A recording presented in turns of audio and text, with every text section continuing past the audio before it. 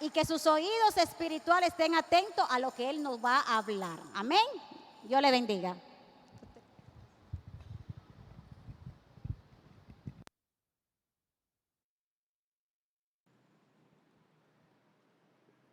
Gloria a Dios, gloria a Dios. Buen día, hermanos, Dios les bendiga. Por favor, le voy a pedir que se ponga de pie un momento. Póngase de pie. Vamos a leer una porción de la palabra. Por favor, abra su Biblia en Primera de Tesalonicenses, capítulo 4. Primera de Tesalonicenses, capítulo 4. Vamos a leer de los versículos números 15 al 17. Primera de Tesalonicenses, capítulo 4, versículos 15 al 17. Y dice la palabra del Señor: por lo cual les decimos esto por la palabra del Señor, que nosotros, los que estemos vivos y permanezcamos hasta la venida del Señor, ahí donde dice hasta la venida del Señor, dice hasta la parucía del Señor, no precederemos a los que durmieron, pues el Señor mismo descenderá del cielo con voz de mando, con voz de arcángel y con la trompeta de Dios, y los muertos en Cristo se levantarán primero. Entonces, nosotros, los que estemos vivos y que permanezcamos, seremos arrebatados juntamente con ellos en las nubes al encuentro del Señor en el aire. Y así estaremos con el Señor siempre. Cierra un momento sus ojos, vamos a orar. Padre, en el nombre de Jesús, ponemos en tus manos los corazones, las mentes, las almas, los espíritus de todos, no solamente los que estamos en este recinto, en este edificio, sino de todos aquellos que puedan escuchar esta palabra. Y te pedimos, Señor, que tu Espíritu Santo tome esta palabra como una buena semilla y la siembre en los corazones. Y te pido, Señor, que esos corazones sean hoy transformados en una buena tierra, para que esta semilla dé un fruto que sea abundante. Para tu gloria y tu honra, Señor, que así sea. En el nombre precioso de Jesús. Amén y amén. Gloria a Dios. Puede sentarse. Como usted, pues obviamente notó con la lectura de esta porción de la palabra, le hice énfasis en el versículo 15, cuando dice, y que permanezcamos hasta la parucía del Señor, hasta la venida del Señor.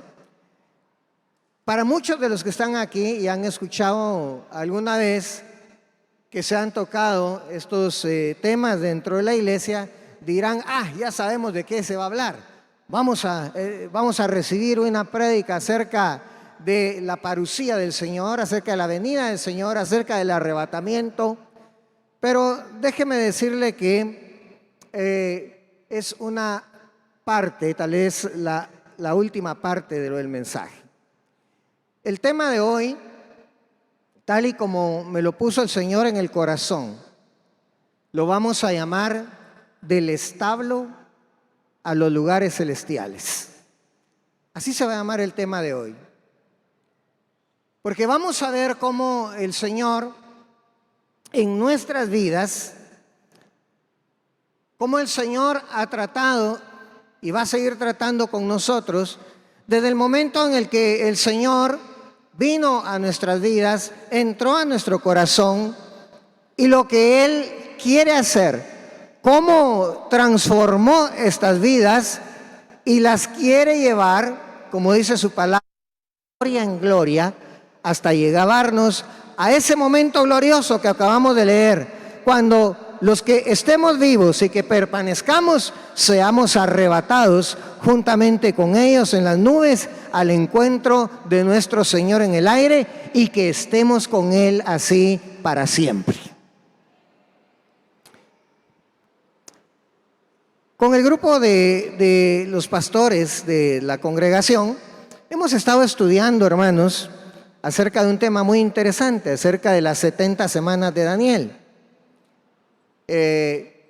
No tenga pena, no le voy a lanzar spoilers. Ahora los pastores estarán compartiendo con nosotros lo que hemos estado viendo en esos temas, que son por demás interesantísimos.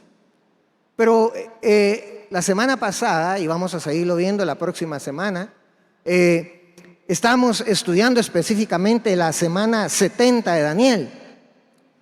Pero para estudiar esa semana 70 de Daniel, la puerta o el banderazo de salida de esa semana 70, que son 3 años y medio de tribulación y 3 años y medio de gran tribulación, ese banderazo de salida se da con el arrebatamiento de la iglesia.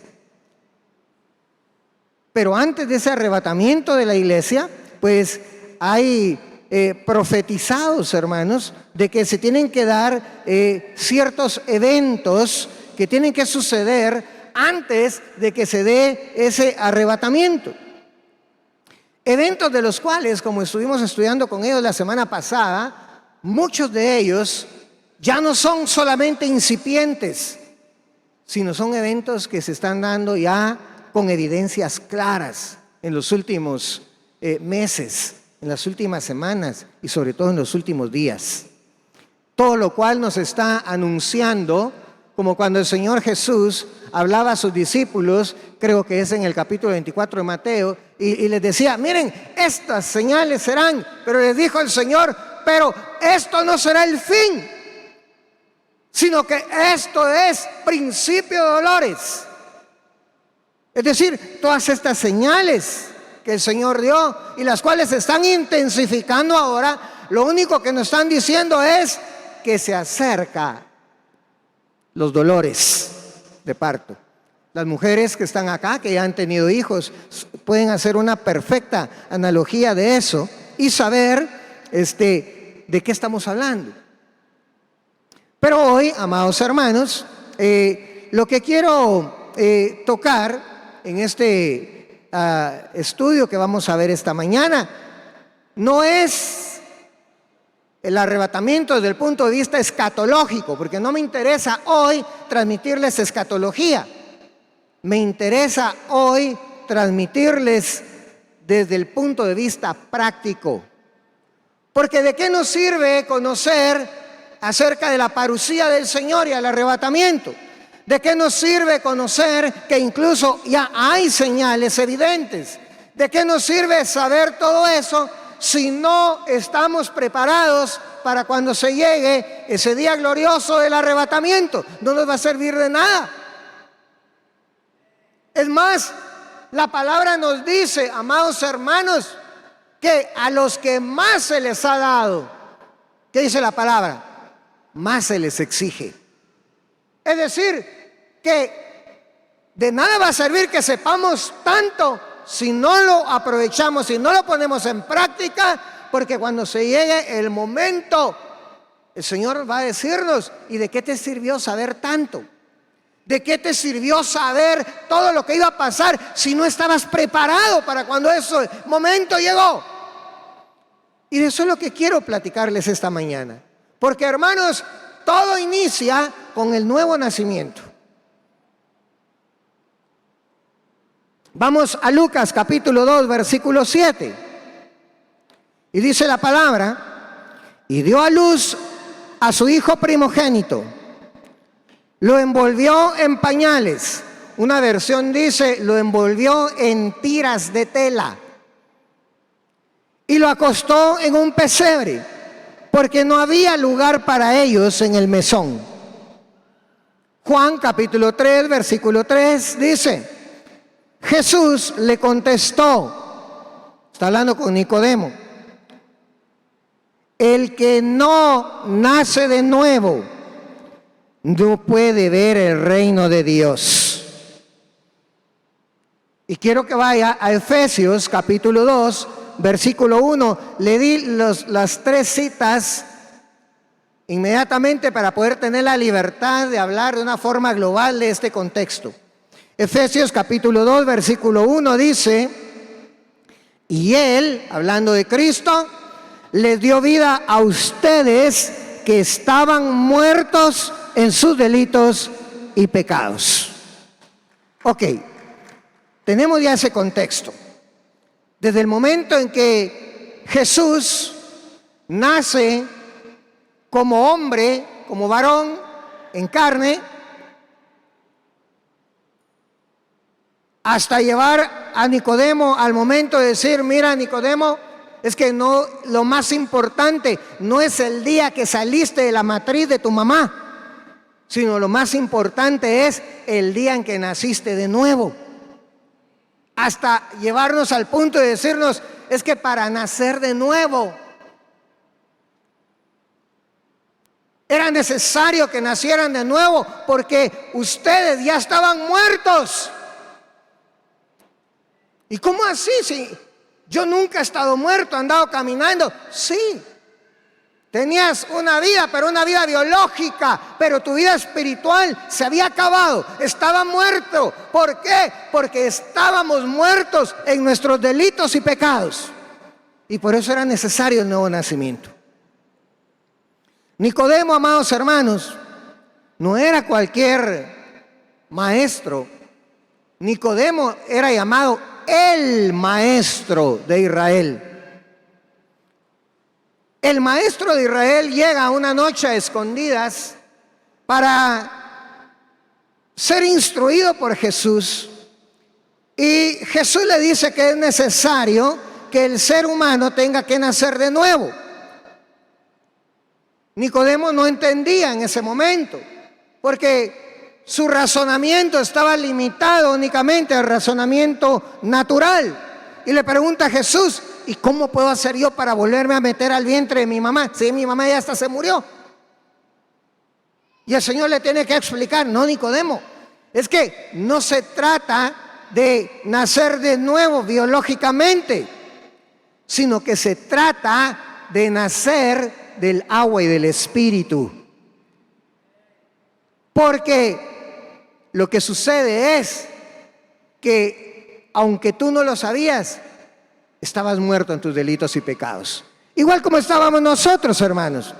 Nosotros estábamos desconectados de Dios. Nuestro espíritu, con el pecado, se había desconectado de Dios.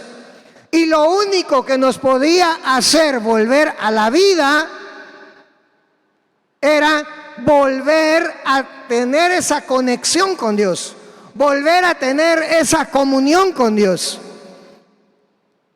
Pero para volver a tener esa comunión con Dios, era necesario que esos pecados fueran perdonados. Era necesario que esos pecados fueran borrados. El pueblo de Israel no lo entendió en ese momento, porque ellos decían: pero si cada año nosotros traemos, hacemos el sacrificio, entra el sacerdote hasta el lugar santísimo y con los sacrificios de toros perdona los pecados. Pero cuando usted va a leer al libro de la carta a los Hebreos, la carta a los Hebreos dice que la sangre de los machos cabríos, la sangre de los toros no podían borrar nuestros pecados. ¿Qué era lo que hacía la mancha, la sangre de los toros, de los machos cabríos? Únicamente cubría los pecados. Era como que le echaran una mano de pintura de sangre encima de los pecados, pero no eran borrados. Lo único que borra nuestros pecados es el sacrificio redentor del perfecto Cordero de Dios, Jesucristo, nuestro Señor y Salvador. Ese sacrificio era el único que podía borrar, que podía hacer desaparecer nuestros pecados. Era necesario que una sangre inocente, una sangre santa, una sangre que no hubiera tenido contaminación alguna, fuera rociada sobre nuestras vidas. Y en qué momento, hermanos, en que la sangre preciosa de Cristo, de ese sacrificio redentor en la cruz del Calvario, es rociada sobre nuestra vida, en ese momento no solamente nos perdonan nuestros pecados, sino que son borrados. ¿Qué quiere decir eso? Quiere decir que delante de Dios es como que si nuestros pecados nunca hubieran existido. Yo no sé si usted se emociona por eso, hermano, pero qué tremendo es eso.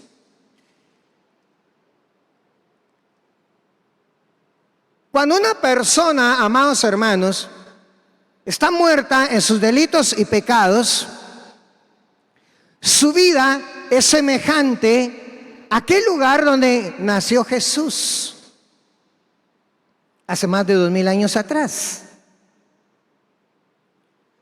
La palabra nos narra y nos dice que debido a una orden del emperador, todas las personas tenían que ir al lugar donde habían nacido y tenían que ir a censarse a ese lugar. De tal forma que estuvieran donde estuvieran, las personas tenían que montar una larga peregrinación, si estaban en lugares muy lejos, como le pasó a José, María, que estaba embarazada de Jesús. Hicieron un largo viaje para llegar hasta Belén. Nos narra la palabra, amados hermanos, de que fue tan grande, tan masiva esa migración, que no se estaba dando únicamente a Belén, a todas las ciudades. Pero hablando específicamente de Belén, fueron tantas las personas que regresaron a Belén para ser censadas, que cuando llegan José y María, el mesón, es decir, el hotel de la localidad, estaba completamente lleno.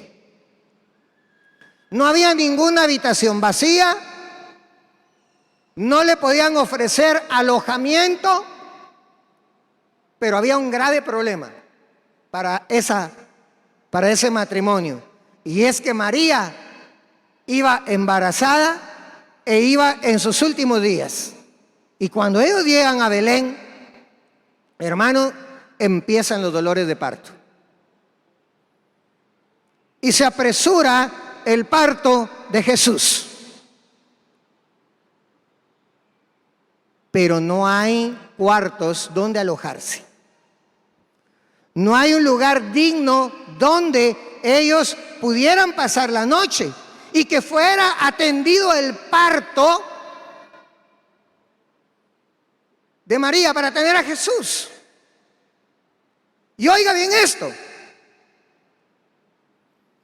porque así como en los hoteles modernos, usted va a cualquier hotel aquí en Mazatenango, los hoteles tienen sus habitaciones y tienen su parqueo, ¿verdad? En aquel tiempo los mesones, los hoteles, los mesones tenían también su parqueo. Solo que el parqueo en aquel entonces eran establos, porque no habían motos, no habían carros, no habían bicicletas. ¿En qué se transportaban? En caballos, en mulas, en burros, en asnos. Y los que llegaban ahí, ¿dónde tenían que ir a estacionar a todos sus animalitos? Al establo. Y la palabra nos dice, hermanos, que Jesús y María, al no haber alojamiento en ese hotel, se tuvieron que quedar en el establo.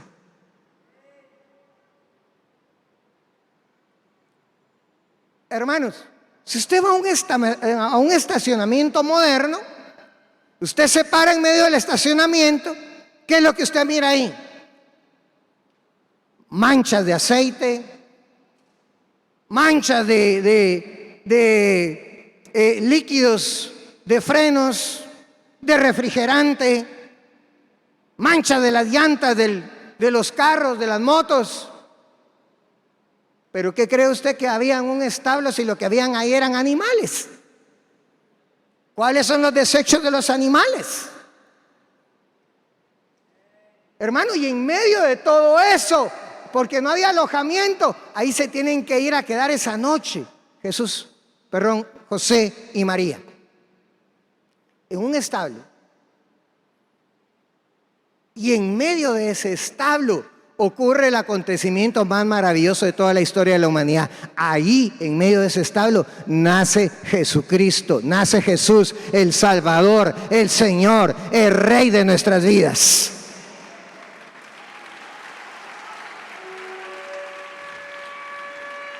¿Y sabe usted que la vida de nosotros se parece precisamente a ese momento? Porque igual como ese establo estaba lleno de animales, igual como ese establo estaba lleno de excrementos, igual como ese establo estaba desordenado, chuco, que en condiciones normales nadie hubiera querido quedarse a dormir en ese establo, así era también nuestra vida antes sin Cristo Jesús.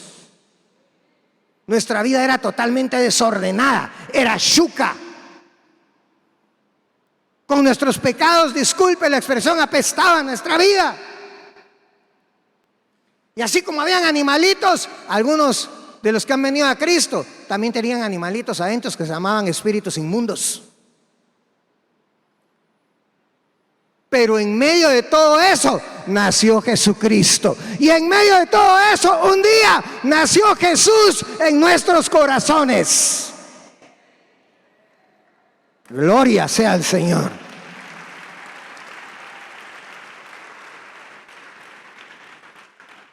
Nuestra vida era como un establo. Así era nuestra vida antes de Cristo. Por eso el tema de hoy se llama del establo hacia los lugares celestiales. Porque el Señor nos lleva desde nuestra vida, que antes era un establo, nos va a llevar a sentarnos juntamente con Él en lugares celestiales.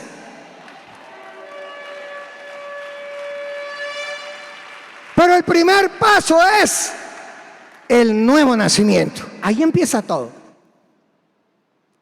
Y el Señor viene, hermanos, y transforma ese establo, lo hace algo nuevo. Y dice la palabra que ahora nosotros ya no somos establos, ahora nosotros somos templo y morada del Espíritu Santo. Dice la palabra que ahora nosotros somos templos de Dios. Mire qué maravilloso. Perdóneme, no se lo tome a mal, pero de ser un establo, ahora usted es un templo de Dios, un templo del Espíritu Santo. Hermano, esto que sucedió en nuestras vidas sucedió porque era necesario que para que se cumpliera el plan de Dios para nuestras vidas hubiera una transformación en nosotros. Era necesario que hubiera un cambio de condición en nosotros, de pasar de ser algo sucio, de ser algo desechado, de ser algo condenado. Dios nos transforma porque ahora ya somos limpios por la sangre de Cristo. Ahora ya somos aceptables delante de Dios. Y ahora nosotros ya podemos ser transformados si permanecemos en el Señor en aquel día glorioso del arrebatamiento para ser llevados juntamente con Él a los lugares celestiales. Porque, hermanos,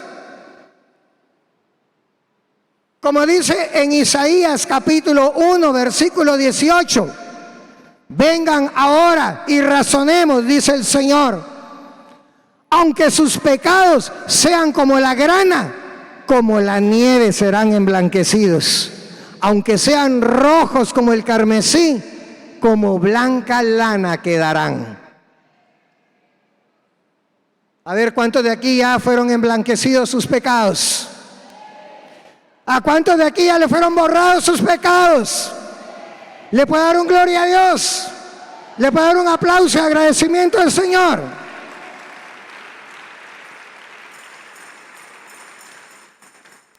Ahora bien, empezamos una nueva vida, todo empieza allí con el nuevo nacimiento,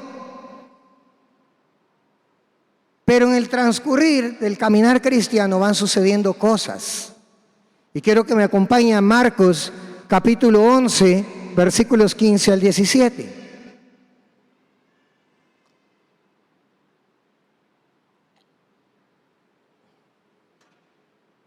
Marcos capítulo 11, versículos 15 al 17. Llegaron a Jerusalén y entrando Jesús en el templo comenzó a echar fuera a los que vendían y compraban en el templo. Volcó las mesas de los que cambiaban el dinero y los asientos de los que vendían las palomas, y no permitía que nadie transportara objeto alguno a través del templo. Y les enseñaba diciendo: ¿no está escrito: mi casa será llamada casa de oración para todas las naciones? Pero ustedes la han hecho cueva de ladrones. Qué tremendo lo que el Señor le dice a aquel pueblo en ese momento. Por eso este segundo punto que vamos a estudiar se llama de templo a cueva, pero yo no le puse ladrones, a cueva de vendedores. Ya vamos a ver por qué. Porque el Señor nos cambia, nos convierte. ¿Qué éramos antes, hermanos? ¿Qué éramos antes? Establos. ¿Qué éramos antes? Pero ahora somos... Muy bien, más fuerte. Ahora somos templos.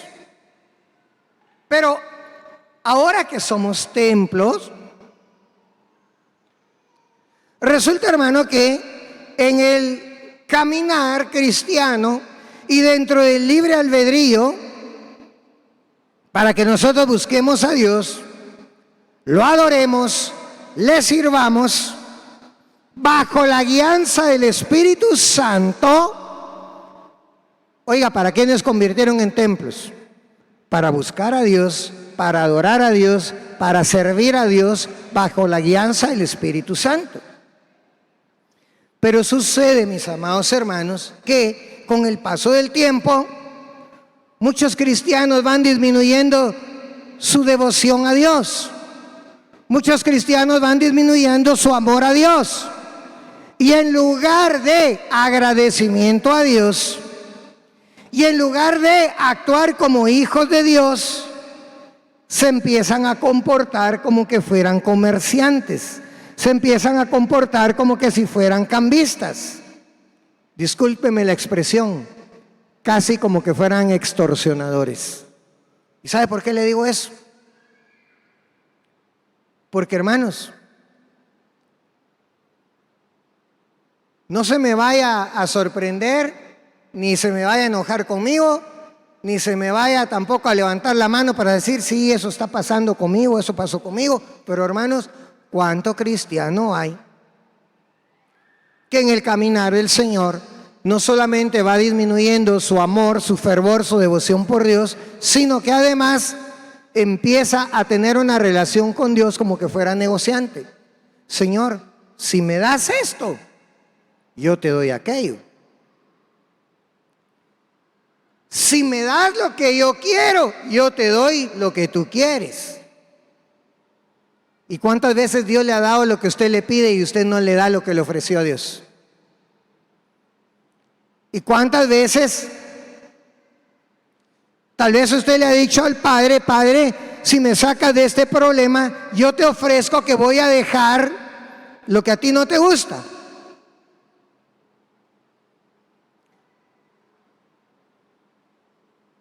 Y vamos teniendo una relación con Dios más como de negociantes. y a veces hasta extorsionadores, porque Señor, si tú no me das esto, yo ya no vengo a la iglesia. Ah, puchis, hermano, como que sí, a nosotros un favor le estamos haciendo a Dios con venir a la iglesia. ¿No será al revés, que Dios es el que nos hace los favores a nosotros? Pero a veces hasta nos atrevemos a amenazar a Dios. Vaya conmigo a Apocalipsis, capítulo 2, versículos 4 al 5.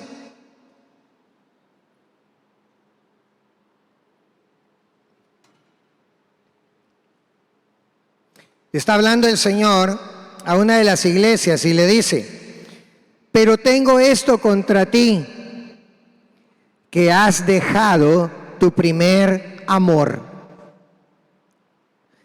Recuerda, por tanto, de dónde has caído y arrepiéntete. Y haz las obras que hiciste al principio.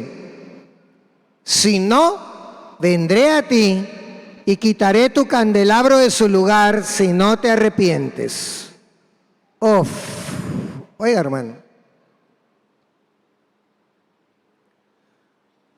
¿Cuánto cristiano hay? Y no quiero señalar a nadie directamente en este lugar y entre los que están escuchando, pero ¿cuánto cristiano hay que ya no ama a Dios como lo amaba cuando lo conoció? Que ya no busca a Dios hoy como cuando lo conoció.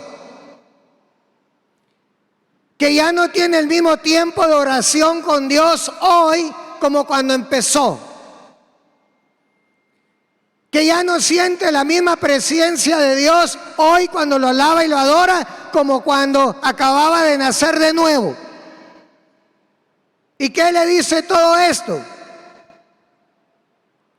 ¿Cuánto cristiano hay hoy que su prioridad, oiga, su prioridad no es Dios, sino es su trabajo, son sus estudios, son sus negocios, su empresa, su novia, su novio, pero no Dios el primer lugar en su vida? Pero no Dios lo más importante para su vida. ¿Y dónde ve usted que Dios ha dejado de ser el primer amor? Porque ha dejado de dedicarle el mayor tiempo a Dios. ¿A qué le dedica más tiempo? ¿A qué le dedica más tiempo? Mucha gente le dedica más tiempo a estar viendo las series de televisión. Mucha gente le dedica más tiempo a estar revisando el Facebook, el TikTok y todas esas cosas. Muchas personas le dedican más tiempo a su empresa, al trabajo, que a Dios. Y no estoy diciendo que no tiene que trabajar, porque la palabra dice que el que no trabaja, ¿qué dice la palabra? Que no coma. Entonces tampoco Dios está diciendo: vuélvanse haraganes para buscarme a mí. No, Dios no quiere eso. Dios quiere que le busque en medio de su trabajo, trabajando. No ponga de pretexto a buscar a Dios para no trabajar. No ponga de pretexto a Dios para no estudiar. Estudie y estudie duro. Pero recuérdese, busque al Señor sobre todas las cosas. Pero cuando hay otras cosas a las que le estamos dedicando más tiempo que a Dios, lo que eso nos está diciendo es: has dejado tu primer amor. Pero ¿sabe qué es lo más delicado? Lo más delicado no es que dejó su primer amor, sino que dice la palabra, se lo voy a volver a leer: por tanto, recuerda de dónde has caído y arrepiéntete. Porque muchas personas, hermanos, están diciendo: no, si yo no estoy caído, si yo voy a la iglesia, no, si yo no estoy caído, si yo ofrendo, no, si yo no estoy caído, si yo diezmo, no, si yo no estoy caído, si yo cumplo mi privilegio. Oiga lo que le estoy diciendo.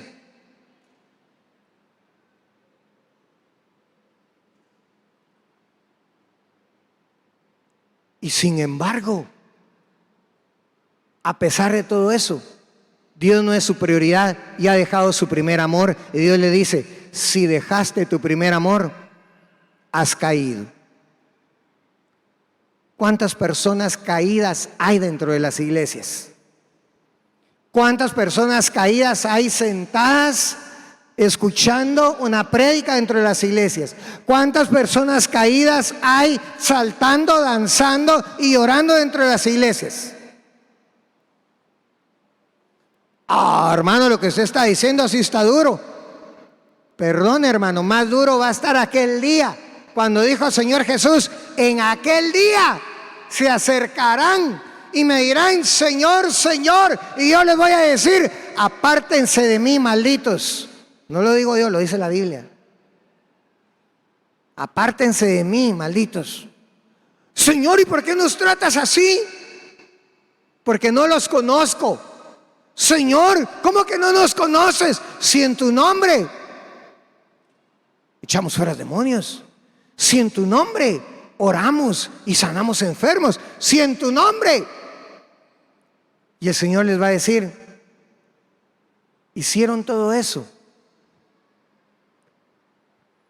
porque mi nombre es poderoso, tiene poder, y mi nombre puede hacer todo eso. Pero ustedes nunca me conocieron y yo no los conocí a ustedes. ¿Y por qué dice que no me conocen? Porque la palabra de Dios dice que si le conocemos, guardamos sus mandamientos. Dice la palabra que si le conocemos, le obedecemos. Pero no conocemos a Dios por cuánto sabemos de la Biblia. No conocemos a Dios por cuántos sermones, cuántas prédicas, cuántas enseñanzas hemos escuchado. Conocemos a Dios por cuánto de lo que hemos escuchado hemos practicado y estamos practicando.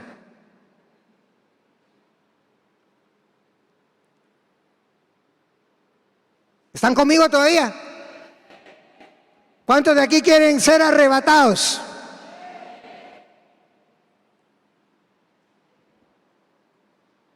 Ya no están en el establo, ahora son templos. Pero siendo templos, puede ser que el templo se haya llenado de vendedores. Puede que el templo se haya llenado de comerciantes. El Señor les dijo, mi templo, mi casa será llamada casa de oración.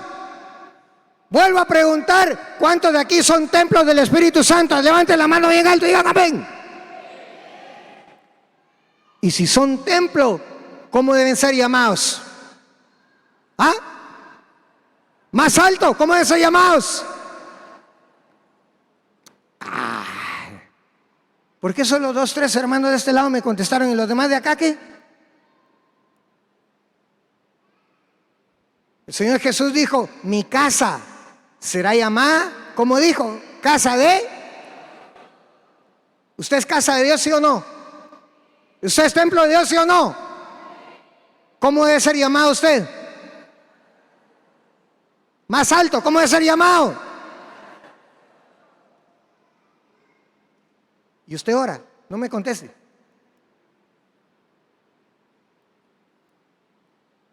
Pero sí está queriendo hacer negocios con Dios ahí en medio del templo.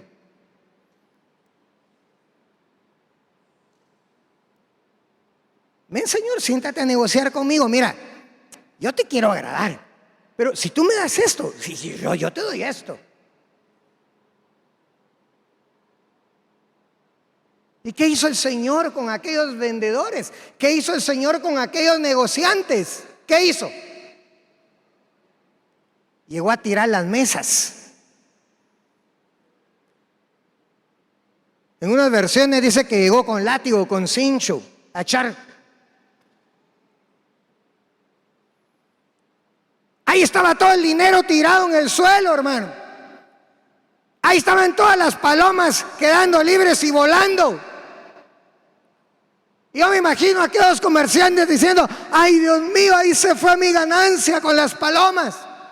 Otros diciendo, Señor, ¿qué hiciste? Mira, me botaste todo el dinero y ahora ahí se están amonotonando a llevarse mi dinero. Y yo quiero decirte esta mañana, discúlpeme otra vez, déjeme volver a preguntarle, ¿cuántos de aquí son templos del Espíritu Santo? Levanten la mano otra vez.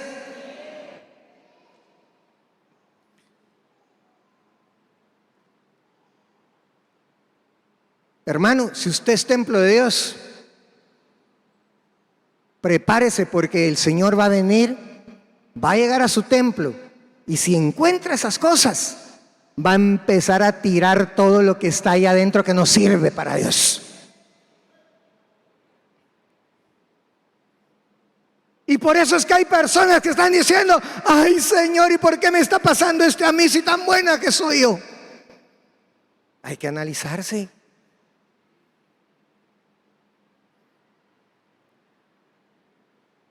Porque sabe, hermano, Dios no quiere que usted vaya a parar a esa semana 70 de Daniel. Dios no quiere que usted vaya a parar a la tribulación y gran tribulación. Por eso Dios le está diciendo esta mañana, prepara tu templo. Porque tu templo debe ser llamado casa de oración, no casa de negocios.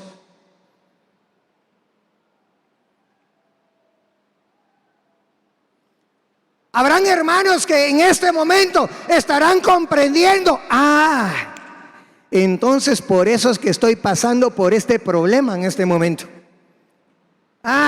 Por eso es que me vino esta enfermedad tan severa en este momento.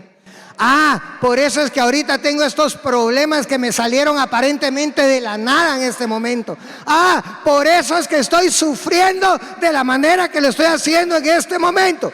Pero déjeme decirle la buena noticia. Dios está limpiando su templo.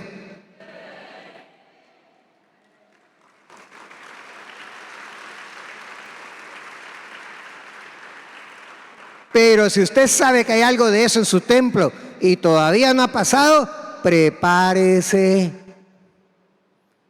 Porque dice la palabra que Dios a los que toma por hijos, ¿qué dice? A los que toma por hijos, ¿qué? Los disciplina.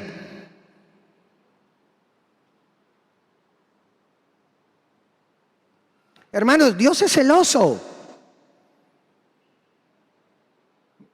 Si Dios, ¿cuántos creen que Dios lo ama? Levante la mano, ¿cuántos creen que Dios lo ama?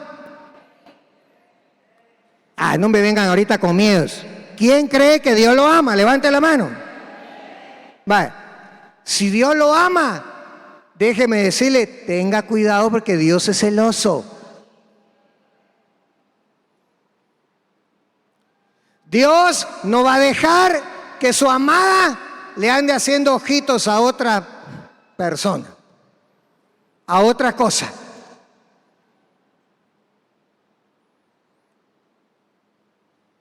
La gran diferencia del celo de Dios con el celo de los humanos es que el celo de los humanos es destructivo, pero el celo de Dios es celo santo, es celo correctivo.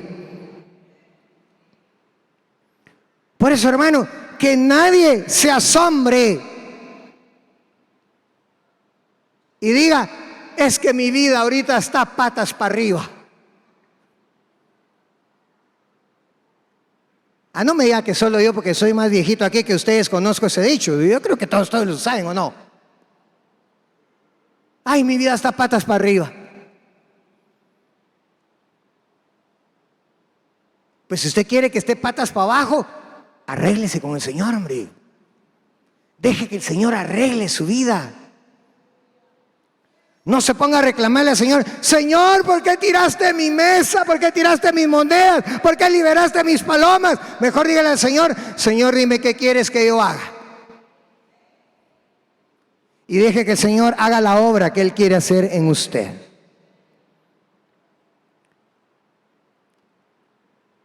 Vamos en una carrera a Hebreos, capítulo 12, versículo 6.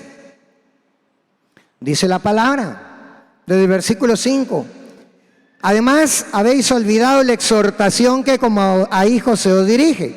Hijo mío, no tengas en poco la disciplina del Señor, ni te desanimes al ser reprendido por Él. porque el Señor al que ama, disciplina y azota a todo el que recibe por hijo. Es para vuestra corrección que sufrís.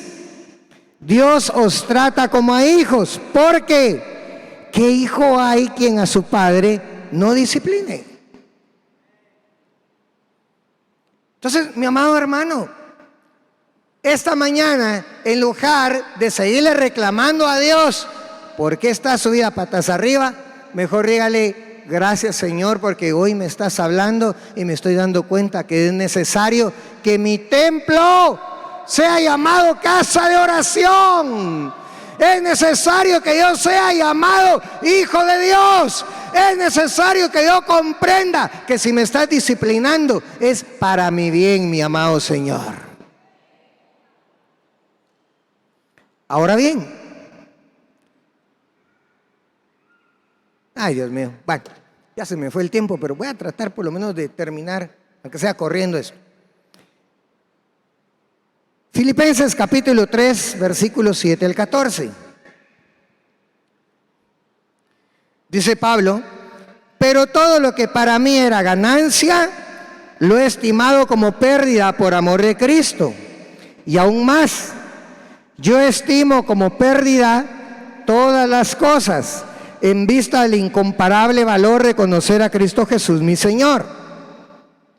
Por Él lo he perdido todo y lo considero como basura a fin de ganar a Cristo y ser hallado en Él, no teniendo mi propia justicia derivada de la ley, sino la que es por la fe en Cristo, la justicia que procede de Dios sobre la base de la fe, y conocerlo a Él, el poder de su resurrección y la participación en sus padecimientos, llegando a ser como Él en su muerte, a fin de llegar a la resurrección de entre los muertos. Esta parte, por causa del tiempo, me la voy a saltar porque quiero tocar lo que considero que es lo más importante para darle término y sentido total a lo que hemos estado hablando. Saltémonos al versículo 13. Dice: hermanos, yo mismo no considero haberlo ya alcanzado, pero una cosa hago, olvidando lo que queda atrás y extendiéndome a lo que está delante, prosigo hacia la meta para obtener el premio del supremo llamamiento de Dios en Cristo Jesús. Entonces quiero de una forma rápida hablarle acerca de esto. A ver, vuelvo a preguntar: ¿cuántos de los que están aquí quieren ser parte de esa iglesia novia que el Señor Jesús se va a llevar en el arrebatamiento? ¿Cuántos quieren ser parte de esa iglesia novia arrebatada? Muy bien. Ahora, déjeme decirle, no toda la iglesia va a ser arrebatada. Eso se lo vamos a explicar, o se lo va a explicar el pastor después en otra prédica, en otra enseñanza. Pero no toda la iglesia va a ser arrebatada. Únicamente la iglesia fiel, la que se está guardando para el Señor, la que está poniendo por obra su palabra. Porque, hermanos, céntrese en el versículo 14. Pablo dijo: prosigo hacia la meta para obtener el premio del supremo llamamiento de Dios en Cristo Jesús. Entonces, ¿el arrebatamiento es un derecho o es un premio? ¿Qué es? Ajá. A ver, aquí ya me contestaron de este lado. ¿Usted qué cree? ¿El arrebatamiento es un derecho o es un premio? Están divididos. Uno dice derecho, otro dice premio. Pero Pablo lo dijo claramente: prosigo hacia adelante para alcanzar el premio. Y si es un premio, ¿a quién va a premiar usted? ¿Va a premiar a todos los corredores o va a premiar al que ganó? ¿A quién premian en las carreras? Premian al primero, al segundo y al tercer lugar, ¿sí o no? Igual va a ser en el arrebatamiento, hermano. No toda la iglesia va a ser arrebatada, porque no todos están corriendo la carrera como la deberían de correr, porque no todos están haciendo lo que deberían de hacer. Porque el objetivo del Señor es que como templos nos mantengamos limpios, arreglados para Dios. Porque oiga, la voluntad de Dios, el deseo de Dios es que toda la iglesia fuera partícipe de ese arrebatamiento. Pero sin embargo, hermanos, van a haber personas que, cuando usted va a ver Apocalipsis, van a haber cristianos, parte de la iglesia, que por no haber estado preparados, limpios, van a tener que ir a arreglar sus vidas y su relación espiritual con Dios a la tribulación y a la gran tribulación. Ahora, ¿es esa la voluntad de Dios para nosotros? No. Porque oiga,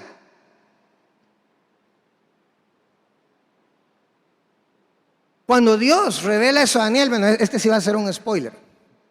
Cuando Dios le revela a Daniel su voluntad, esas 70 semanas de Daniel, inicialmente esas 70 semanas y todo lo que iba a suceder era para el pueblo de Israel. La semana 70 estaba guardada para el pueblo de Israel.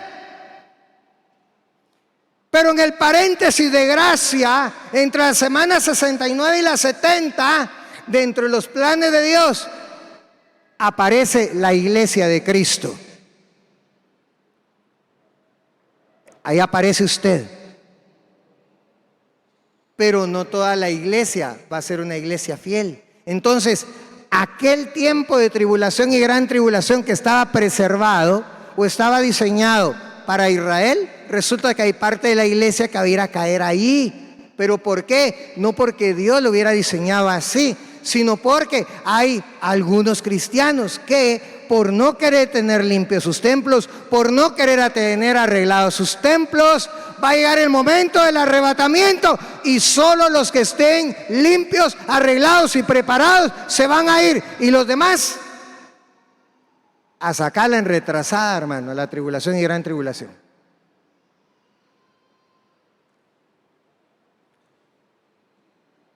Entonces, me va a faltar como el 25% de la prédica, pero voy a terminar aquí por razón del tiempo. Quiero decirle 5 cosas que usted necesita hacer para obtener ese premio del supremo llamamiento. Dejando bien claro que el arrebatamiento no es una obligación de Dios, es un premio que Dios le está ofreciendo a la iglesia fiel, los que quieran permanecer fieles. Entonces, número 1, según lo que leímos que dijo Pablo, tenemos que tomar como pérdida todo aquello que nos puede alejar del amor de Cristo. Anótelo en su corazón. Tome por pérdida todo aquello que lo puede alejar del amor de Cristo. Número 2, considere como basura todas las cosas que no lo hagan acercarse a Dios. Todo aquello que no lo impulse a acercarse a Dios, dígale basura. ¿Y qué hace usted con la basura? ¿Qué hace usted con la basura? La desecha, la tira, se deshace de ella. Así tiene que hacer usted con las cosas que no lo acercan a Dios. Número 3, conozca más profundamente a Jesucristo para llegar a ser como Él. Porque ese es el reto que tenemos. A ver, ¿a cuántos de aquí son cristianos? Levanten la mano los cristianos que están acá. ¿Y por qué nos dicen cristianos? Porque nos deberíamos de parecer a Cristo. Pero ¿cuánto nos parecemos a Cristo? Bueno, ese es otro tema. Número 4, deben proseguir adelante a pesar de las oposiciones, a pesar de los tropiezos, a pesar de los problemas, a pesar de las dificultades, a pesar de lo que sea en su vida, prosiga hacia adelante hasta alcanzar la meta del supremo llamamiento. Y número 5, olvídese del pasado, porque el pasado es una carga pesada que está amarrada a su cintura y no lo deja avanzar. Entonces, olvídese del pasado. Para seguir caminando hacia adelante, deshágase del pasado. Porque el pasado lo va a mantener atado. Si no olvidamos el pasado, difícilmente vamos a poder tener un futuro. Porque ese pasado está afectando nuestro presente y va a afectar nuestro futuro.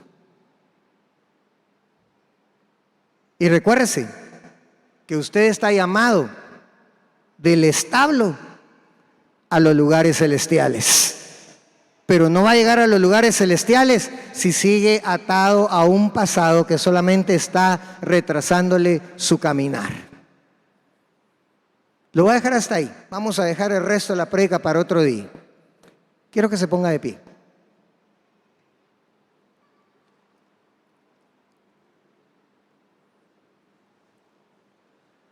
Póngase de pie. Si usted me ayuda, vamos a terminar. Por mí en este momento terminé en tiempo, pero si usted me ayuda y la administración, pues salimos un poco más rápido para que usted también llegue a comer rápido a su casa y a estar tranquilito, etc. Póngase de pie y cierre sus ojos. Cierre sus ojos. Y cuando le estoy pidiendo que cierre sus ojos, no es por religión. Le estoy pidiendo que cierre sus ojos para que usted se desconecte de quien tiene a la par, adelante, enfrente, atrás, lo que sea. Porque quiero que se concentre en un par de preguntas que de parte del Señor le quiero hacer en esta mañana. No le voy a pedir a nadie que pase al frente, pero sí quiero que sean sinceros ahí donde están ustedes parados.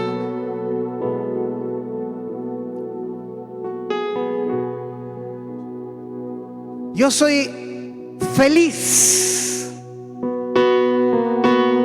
de saber que antes era un establo, pero que ahora soy un templo de Dios. Que antes estaba en un establo, pero que mi llamado es estar en los lugares celestiales por siempre con Cristo Jesús. Su vida fue cambiada cuando usted vino a Cristo.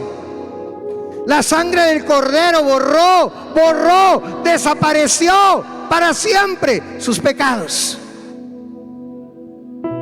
Lo dejó limpio. Dejó a su espíritu conectado otra vez con el Espíritu de Dios y con Dios. Y lo convirtió en un templo.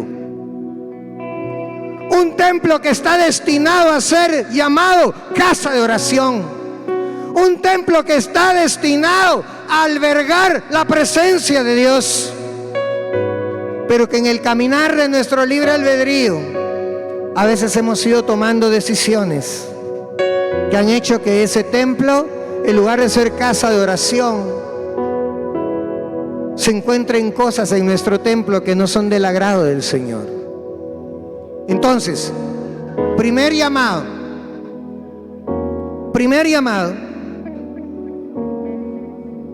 si en tu vida, en este momento, hoy,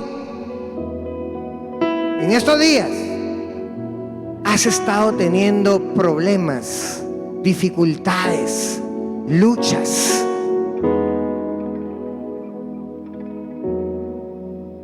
que a veces ni te explicas por qué.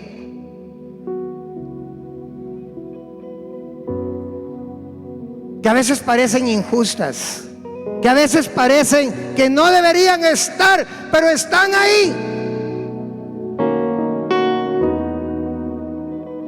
es porque el Señor Jesús está pasando por las gradas de tu templo y está sacudiendo todo lo que no pertenece a ese templo. Entonces, quiero hacerte este llamado esta mañana. ¿Están sacudiendo tu templo? ¿Están limpiando tu templo? No tengas miedo, ni tengas vergüenza, porque no es para mal, es para bien. Es porque eres templo de Dios y Dios quiere limpiar su templo que hay en ti. Si tu templo está siendo limpiado,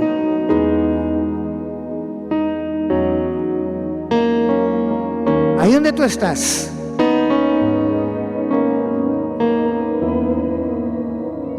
o si quieres puedes hacer como mi hermano que ya pasó para el frente. Pero si tú quieres, ahí donde estás, puedes darte la vuelta, doblar tus rodillas ahí en tu silla para poder orar por ti.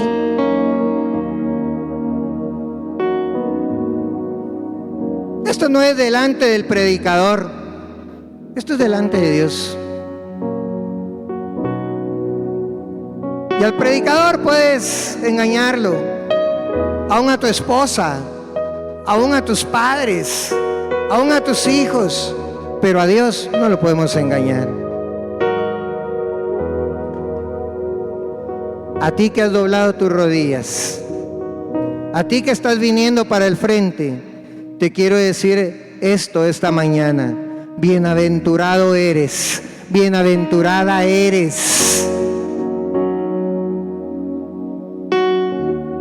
Porque Dios te está diciendo esta mañana: eres mi hijo, eres mi hija, y yo te amo. Y por cuanto te amo, y porque quiero que estés conmigo sentado en los lugares celestiales, hoy estoy limpiando este templo.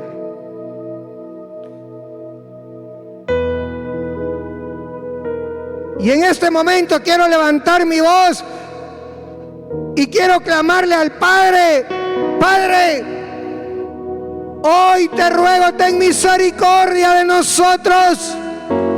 Hoy te ruego, Jehová, Padre nuestro, ten misericordia de tu pueblo, ten misericordia de tus hijos, ten misericordia de tus hijas. Señor, hoy te ruego, trae paz, trae tu presencia, trae tu entendimiento a la vida de mis hermanos y hermanas, Señor. Padre, que ellos puedan experimentar como lo experimentaron aquellos 3 varones que entraron al horno de fuego. Que en medio de ese fuego ardiente no van a ser dañados, solamente van a ser rotas sus ataduras para quedar libres.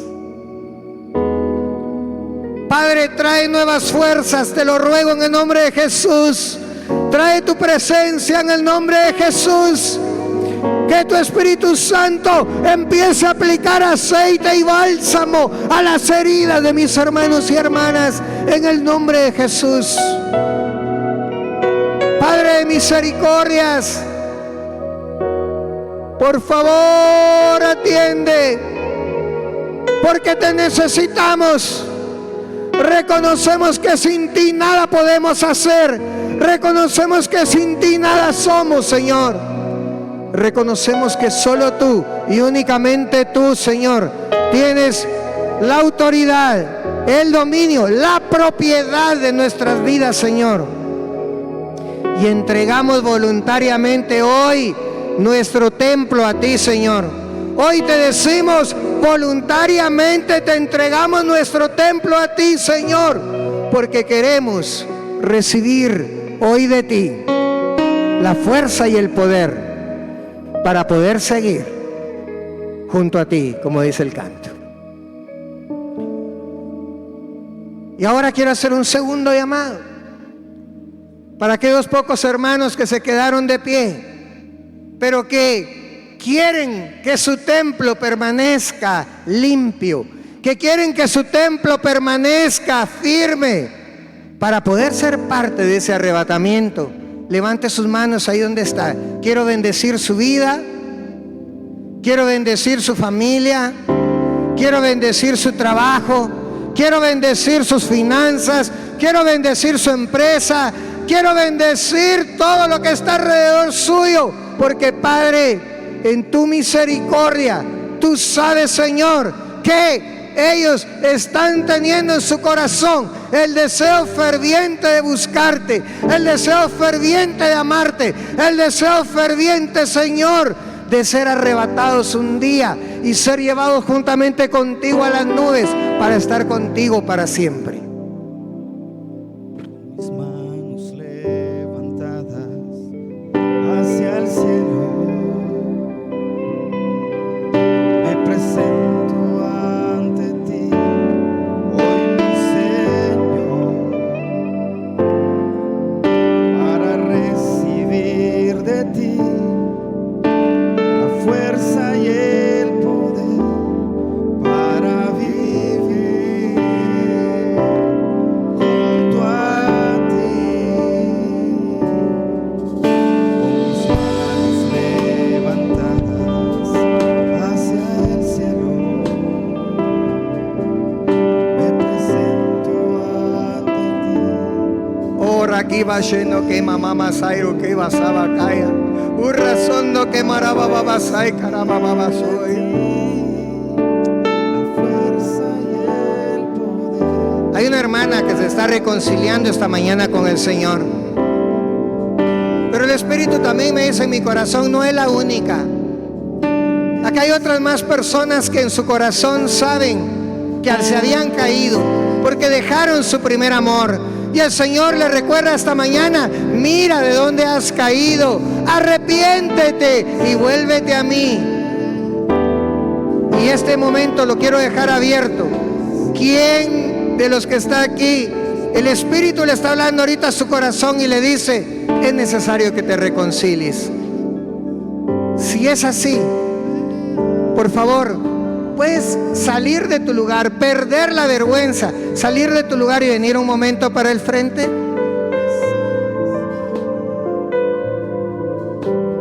Alegría y paz, todo mi ser, cualquier necesidad me responderás, que me amas. Muy bien. Entonces, a todos mis hermanos que están parados, por favor, quiero que extiendan su mano derecha hacia aquí al frente. Extiendan su mano derecha hacia donde está nuestra hermana. Y en el nombre de Jesús, vamos a pedirle al Señor que su misericordia y su bondad sea derramada sobre su vida.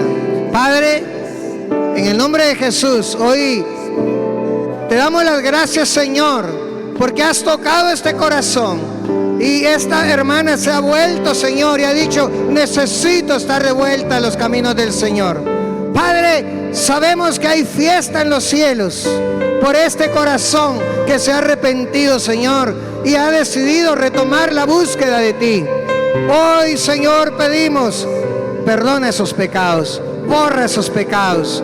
Padre, que tu Espíritu Santo tome su corazón, que su Espíritu Santo tome su alma y que le ayudes, que le des nuevas fuerzas, que le des guianza para que de aquí en adelante ya no se aparte más de ti y que tu bendición esté sobre ella, sobre su casa, sobre su familia, para que a través del testimonio de ella otros puedan venir también a conocer tu misericordia y tu bondad.